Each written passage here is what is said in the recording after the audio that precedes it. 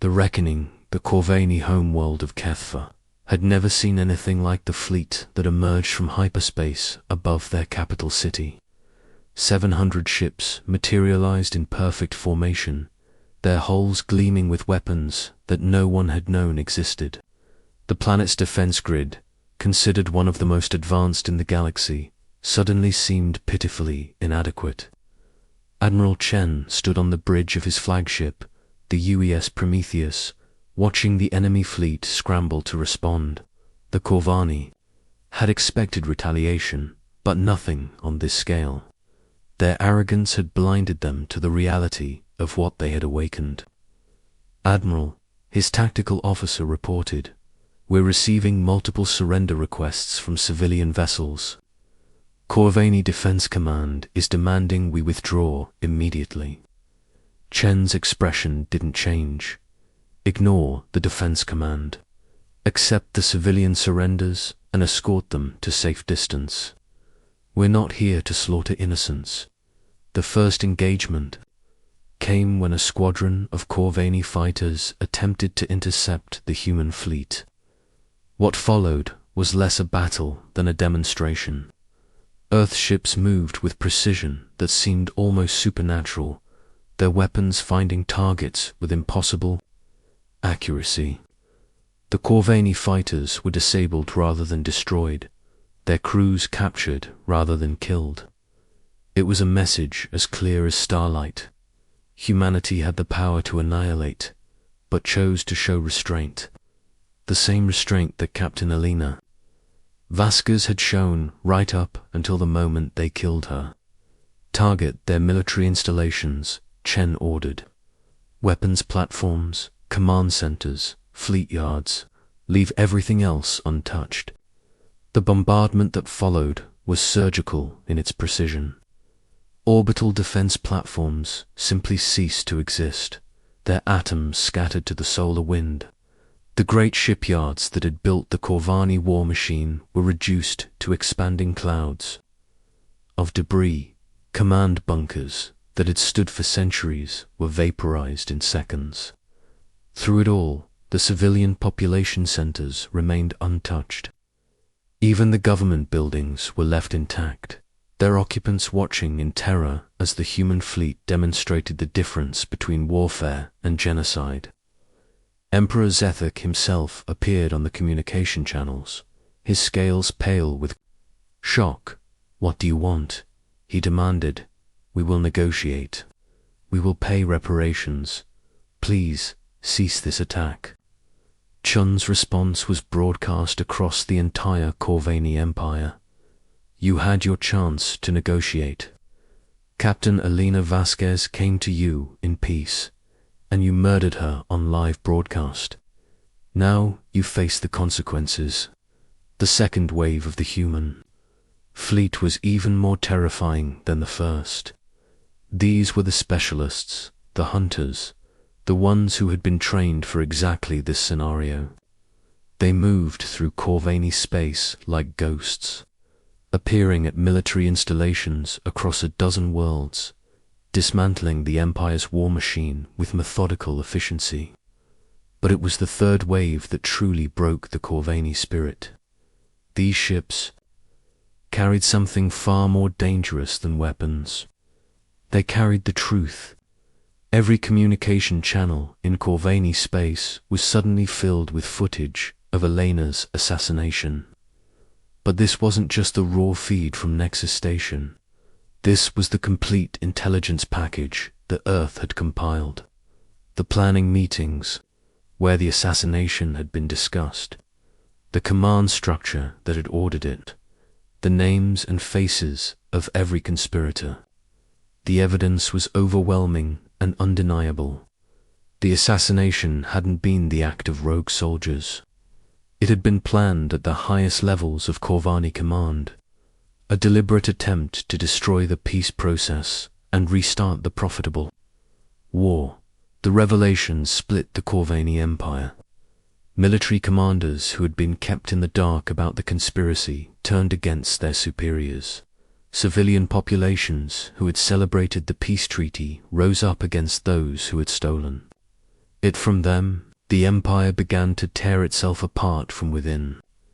Chen watched it all from his command center, feeling no satisfaction in the destruction. This wasn't victory. This was necessity.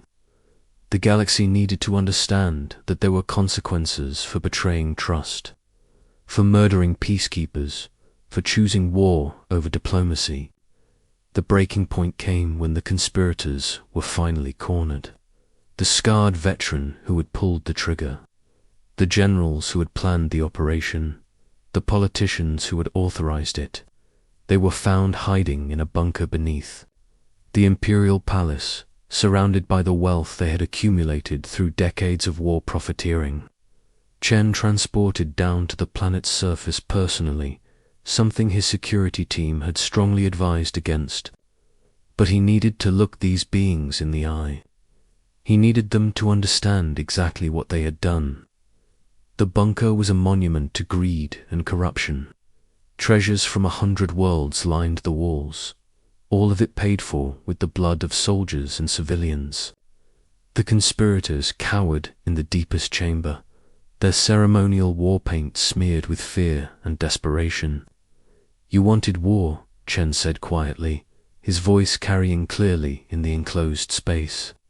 "You murdered a woman who came to bring you peace because you were afraid of losing your power. Well, congratulations, you've got your war." The scarred veteran who had killed Alina tried to speak, but Chen cut him off with a gesture. "You broadcast her death to the galaxy. You wanted everyone to see what happened to those who trusted you. Now everyone will see what happens to those who betray that trust."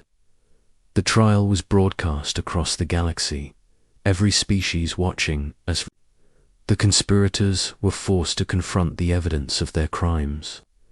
The proceedings were scrupulously fair, with full legal representation and complete due process. This wasn't vengeance. This was justice. But it was the sentence that truly demonstrated Earth's new position in the galaxy. The conspirators weren't executed. They weren't imprisoned. They were exiled to a remote world where they would spend the rest of their lives in isolation, cut off from the civilization they had tried to destroy. Death would be too easy, Chen explained to the galactic media. They wanted to be remembered as warriors who died for their cause. Instead, they'll be remembered as cowards who destroyed everything they claimed to protect. The aftermath of the Corvini War, as historians would later call it, reshaped galactic politics forever. Earth's hidden military capabilities were now public knowledge, and with them came a new understanding of humanity's place in the cosmic order. The Galactic Council formally apologized for their failure to protect Captain Vasquez. New protocols were established for the protection of diplomatic personnel. The Corvini Empire was restructured under international supervision, its military permanently reduced and its government reformed. But the most important change was in how other species viewed humanity. The peaceful diplomats who had seemed so vulnerable were revealed to be the representatives of a species that could end civilizations if provoked. The same hands that offered friendship could deliver annihilation. Chen stood in his quarters aboard the Prometheus, looking out at the stars that Alina had loved so much. Her death had changed everything, but not in the way she would have wanted. Peace had been preserved, but only through the demonstration of overwhelming force. A soft chime announced an incoming message. It was from Earth, from the families of the thousands of human peacekeepers still serving across the galaxy. They wanted to thank him for ensuring their safety, for making sure that no one would ever again think that killing a human diplomat was acceptable. He closed the message without responding. There was nothing to say. Alina had died believing in peace, and now her death had become the foundation for a new kind of peace. One based not on trust and goodwill, but on fear and respect. The galaxy was safer now. Diplomatic negotiations proceeded without the threat of assassination. Treaties were honored because the alternative was too terrible to contemplate. Peace reigned across the stars, but Chen knew the truth that Alina had died trying to prevent. Real peace, the kind built on mutual understanding and respect, had died with her on Nexus Station. What they had now was simply the absence of war, maintained by the promise of overwhelming retaliation. As the Prometheus turned toward home, Chen made a silent promise to his sister's memory. Humanity would never again be seen as weak. Their diplomats would never again be murdered by those who mistook kindness for vulnerability. The galaxy would know peace, even if it had to be enforced at the barrel of a gun. In the end, that was Elena's real legacy. Not the peace she had tried to build, but the peace that her death had made possible. It wasn't the peace she had dreamed of, but it was the peace the galaxy deserved.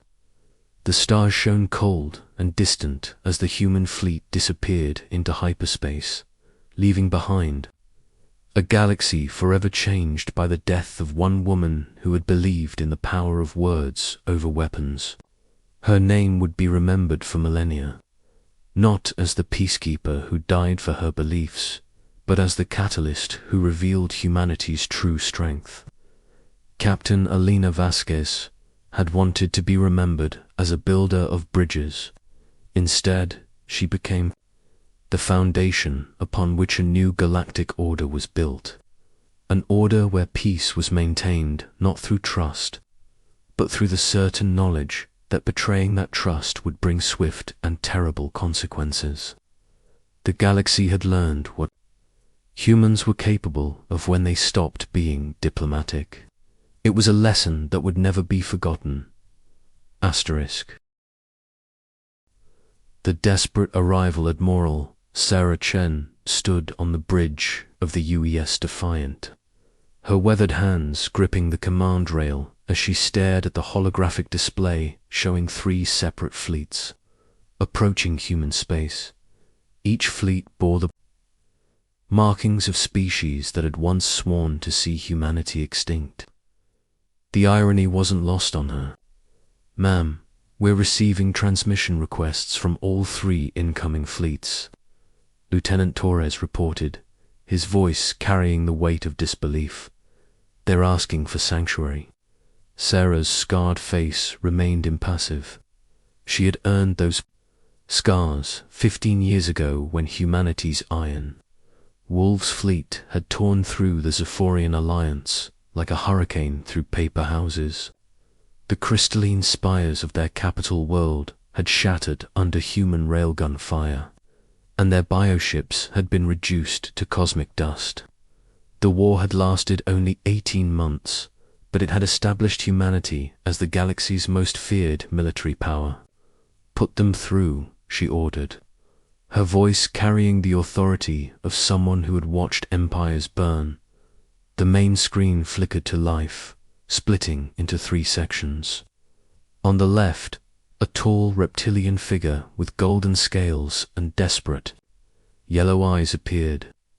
Ambassador Crix of the Zephyrian Remnants, a species that had once boasted they would cleanse the galaxy of the human plague.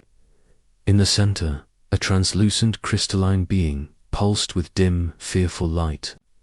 This was Healer Zeroth, representative of what remained of the crystalline hegemony, the empire that had tried to trap humanity in a dimensional prison. On the right, a insectoid creature with mandibles that clicked nervously represented the Hive Collective, the species that had attempted to assimilate human colonies through biological warfare. "Admiral Chen," Crix began, his voice trembling despite his attempts at dignity. "We come not as enemies, but as the desperate. We seek sanctuary within human space." Sarah's laugh was cold as winter vacuum. "Sanctuary from the species that tried to exterminate us. The same species that called us Deathworld barbarians and cosmic vermin. You have some nerve, Ambassador. We know what we were. Zareth's voice chimed like breaking glass. "We know what we did. But they are coming, Admiral. The Void Shepherds have awakened, and they are consuming everything in their path." The name sent a chill through the bridge crew. Even humans, newcomers to the galactic stage, had heard whispers of the Void Shepherds in the deepest archives of conquered worlds. Ancient beings that existed in the spaces between stars, entities that fed on the life force of entire civilizations before returning to their dark slumber. "How many survivors?" Sarah asked, her tactical mind already working. "Zephyrian Alliance, 47,000 across 12 ships, Crix reported. Crystalline Hegemony, 23,000 in biopods. Hive Collective, 112,000 in suspended animation." Sarah's executive officer, Captain Marcus Rivera, stepped forward. "Admiral, our intelligence suggests the Void Shepherds haven't been active for over 3 million years. If they're truly awakening, then we're looking at a threat that makes our previous wars look like playground fights," Sarah finished. She had studied the ancient records. Entire galactic sectors had simply vanished during the last Void Shepherd incursion, leaving behind only empty space and the echoes of civilizations that had once thrived. "Why should we help you?" Sarah asked the alien ambassadors. "You had your chance to coexist. You chose war." Crix lowered his head, because despite everything, humans are the only species that has ever stood against impossible odds and won. You turned your homeworld's harsh conditions into strength. You made war into art. You took our best weapons and made them better. If anyone can stand against the Void Shepherds, it's humanity. And because Zareth added, her crystalline form pulsing with shame, we have information you need. The Void Shepherds aren't just consuming worlds randomly. They're following ancient pathways, routes that lead directly to the core worlds of every major civilization, including Earth. The bridge fell silent. Sarah felt the weight of decision pressing down on her shoulders. She had sworn an oath to protect humanity, but she also understood that sometimes survival meant making impossible choices. "Show me your data," she commanded. The holographic display transformed, showing a three-dimensional map of the galaxy. Red indicators marked the locations where civilizations had vanished over the past 6 months. The pattern was clear, a spiral route that would inevitably lead to humanity's core systems. "They're not just destroying," the Hive Collective representative buzzed through its translator. "They're harvesting. Each world they consume makes them stronger. By the time they reach human space, they'll have absorbed the knowledge and power of dozens of civilizations." Sarah studied the tactical implications. 3 refugee fleets, carrying the survivors of humanity's greatest enemies, seeking protection from a threat that could end all life in the galaxy. Her training told her to turn them away, to preserve human resources for the coming storm. But her instincts, honed by years of warfare, told her something different. "Commander Vasquez," she called to her Marine leader, a short woman with steel-gray hair and eyes that had seen too much combat. "What's your assessment?" Alina Vasquez studied the alien fleets through the tactical display. "They're running on fumes, Admiral. Minimal weapons, overcrowded ships, and from what I can see, they've been pushing their engines beyond safe limits. They're not a threat to us. They're barely holding together. But they have something we need," Captain Rivera added. "Combined knowledge of galactic defensive systems, detailed maps of Void Shepherd movements, and most importantly, they know their weaknesses." Sarah made her decision. "All fleets, this is Admiral Chen. You will be granted temporary sanctuary within human space. Your ships will be escorted to Sanctuary Station, where you'll be processed and given refugee status. Any attempt at hostility will result in immediate destruction. Are we clear? The relief on the alien faces was palpable. Crix's scales brightened for the first time in months. Zareth's crystalline form pulsed with gratitude. Even the insectoid representative's mandibles stopped their nervous clicking. "Thank you, Admiral," Crix said, his voice thick with emotion. "We will not forget this mercy." "Don't thank me yet," Sarah replied grimly. "Because in exchange for sanctuary, you're going to help us prepare for war. The Void Shepherds may have consumed your empires, but they haven't faced humanity yet. And when they do, they're going to learn why we're called Death."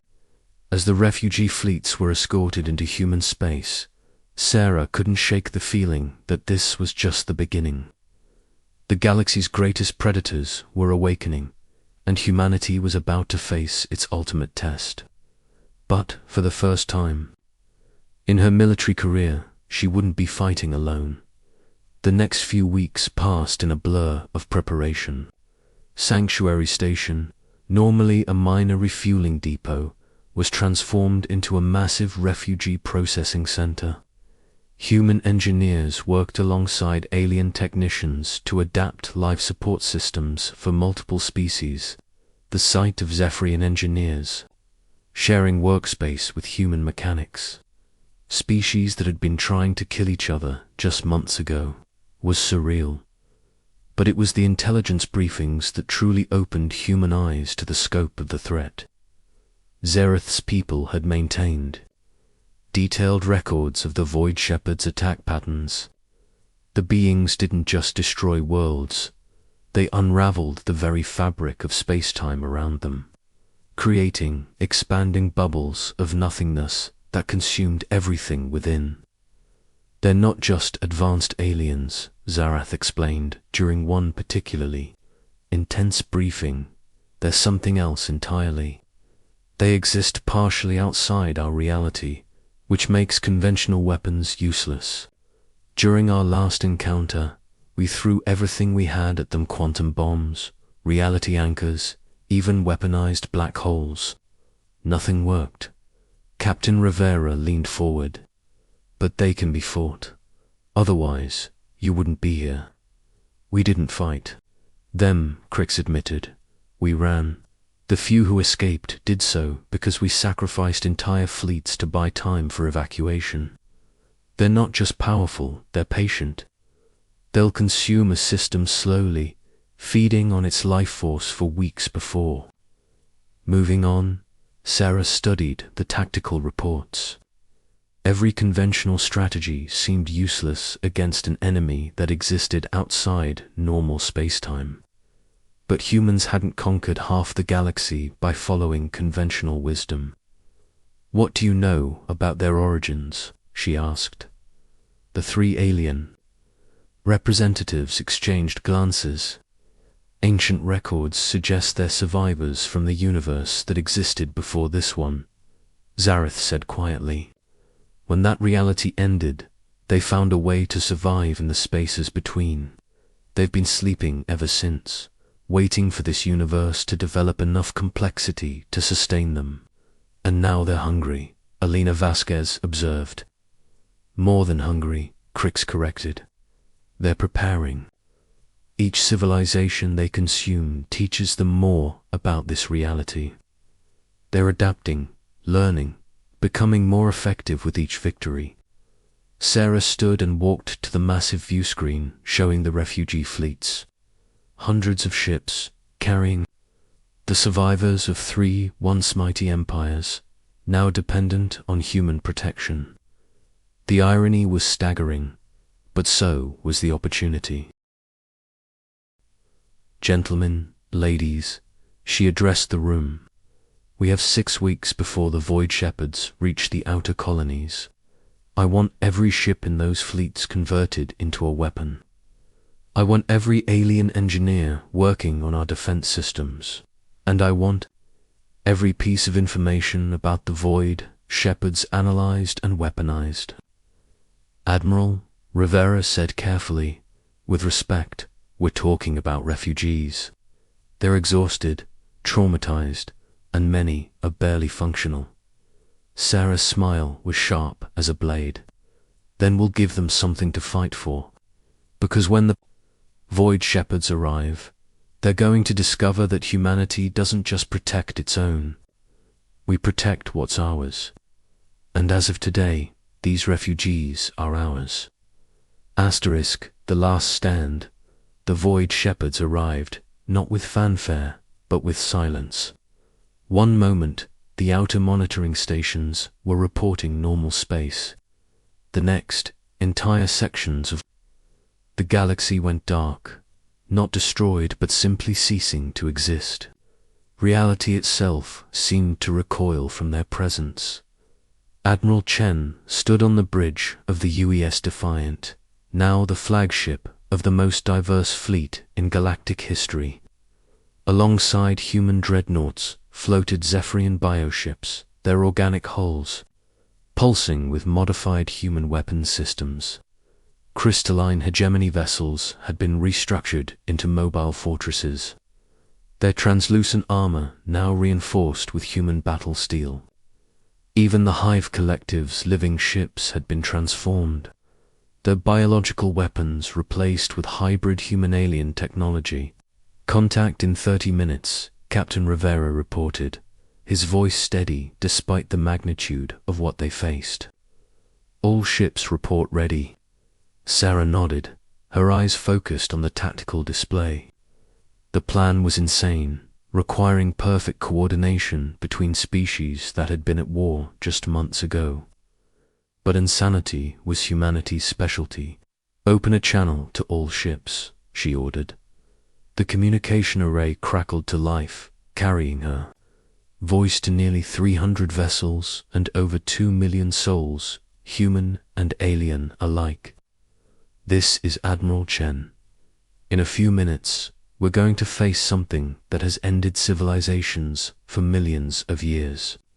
The Void Shepherds believe they understand this universe, that they can consume it piece by piece without consequence. They're about to learn they're wrong." She paused, letting her words sink in.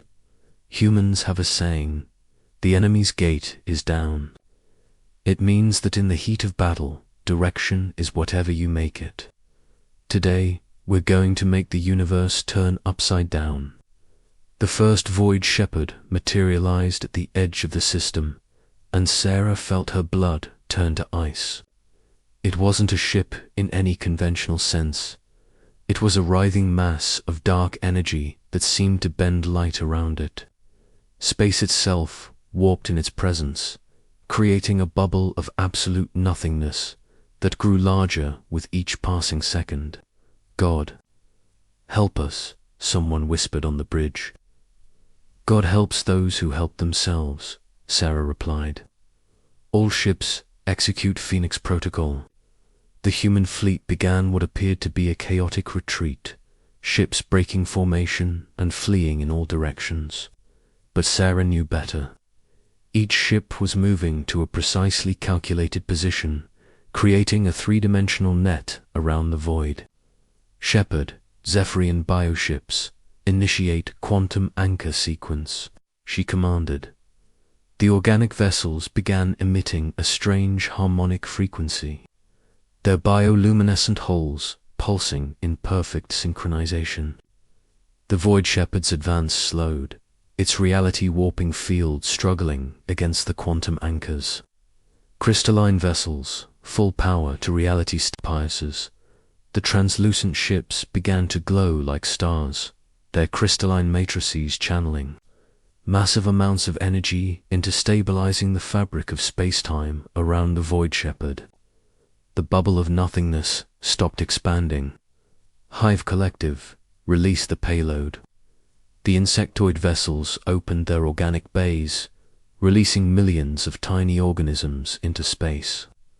But these weren't weapons, they were living quantum computers, each one programmed with a single purpose: to calculate and predict the Void Shepherd's movements through higher dimensional space. Pattern analysis complete, Rivera reported. The entity is attempting to shift into parallel dimensional space. Not today, Sarah growled. Human fleet, execute Deathworld maneuver. What happened next defied every law of conventional warfare. The human ships, rather than retreating from the Void Shepherd's reality-warping field, dove straight into it.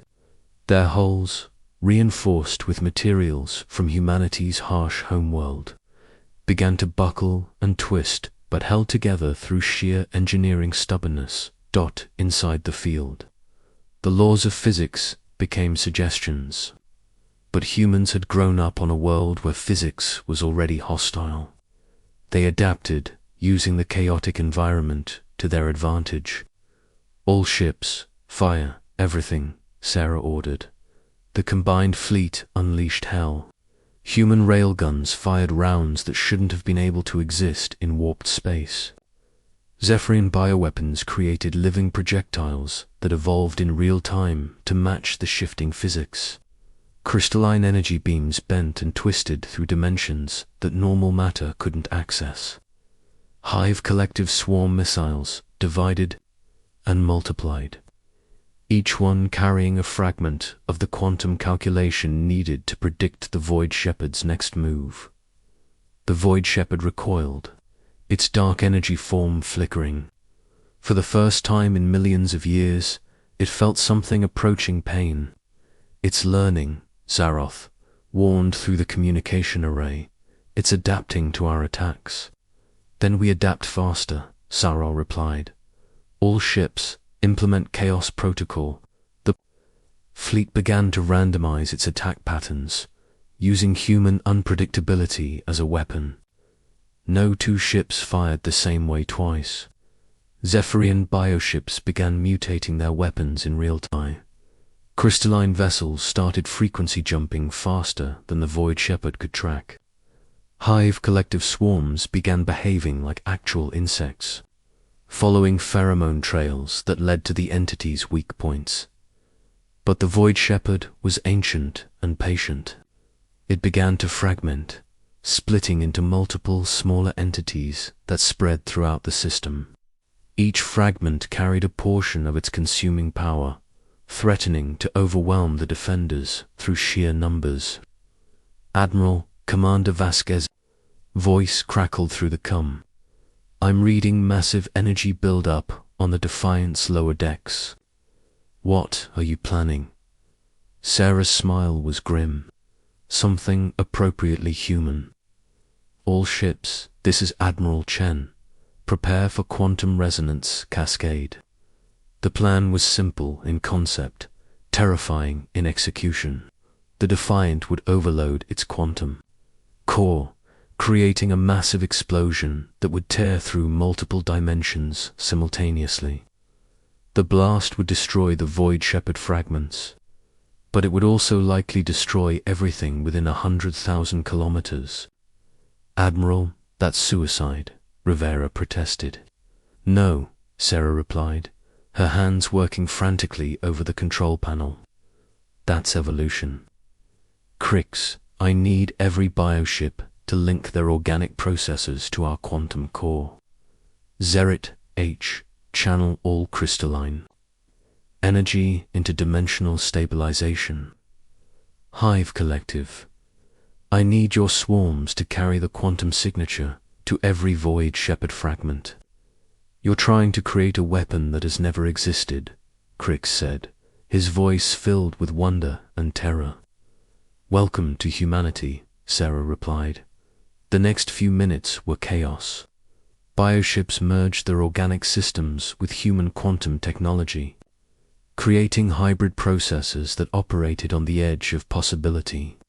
Crystalline vessels became living stabilizers, their matrix structures preventing the quantum cascade from destroying normal space. Hive swarms carried quantum signatures like a virus, spreading the effect to every Void Shepherd fragment. Cascade initiation in 30 seconds, Rivera reported. Sarah opened a final channel to the fleet. All ships, this is Admiral Chen. It's been an honor serving with you. Remember, the enemy's gate is down. The Defiant's quantum core reached critical mass. Energy beyond description erupted from the ship. But instead of destroying everything, it was channeled and focused by the alien vessels. The cascade tore through multiple dimensions, carrying the hybrid weapon signature to every void shepherd. Fragment simultaneously. The ancient entities screamed a sound that existed in frequencies beyond normal hearing, felt in the bones and souls of every living being in the system. They had never experienced true pain before, never faced an enemy that could match their reality-warping abilities with sheer bloody-minded stubbornness. One by one, the Void Shepherd fragments began to destabilize. Their dark energy forms flickered and faded, unable to maintain coherence in the face of the quantum cascade. The last fragment, the largest and most ancient, made one final attempt to consume the fleet. It was met by Admiral Chen, alone on the bridge of the dying Defiant, her hand on the quantum core's manual override. "You want to consume something," she said to the approaching darkness. "Choke on this." She triggered the final cascade. The explosion tore through 17 dimensions, creating a quantum shockwave that would be felt across the galaxy. The Void Shepherd was obliterated, its ancient consciousness scattered across realities it could never reach again. When the light faded, the fleet found itself alone in normal space. The Defiant was gone, along with Admiral Chen, but the Void Shepherds were defeated, their threat ended by the combined might of species that had learned to work together in the face of extinction. In the aftermath, as the survivors began to rebuild, Ambassador Crix stood before the memorial erected for Admiral Chen. The simple inscription read, "She taught us that the strongest alliances are forged in the fire of impossible odds. Healer." Zareth approached, her crystalline form pulsing with gentle light. "Do you think she knew," she asked, "that this would change everything?" Crix's scales brightened with what might have been hope. She was human. Of course, she knew. They always do. The galaxy was safe, but more importantly, it was forever changed. The species that had once fought as enemies now worked as allies, united by their shared victory over an ancient darkness. And at the center of it all was the memory of a human admiral who had proven that sometimes the greatest weapon is the willingness to sacrifice everything for what you believe in. Humanity had not just protected its own, it had protected the galaxy itself. And in doing so, it had transformed from a species of death-world barbarians into the guardians of all life. Among the stars,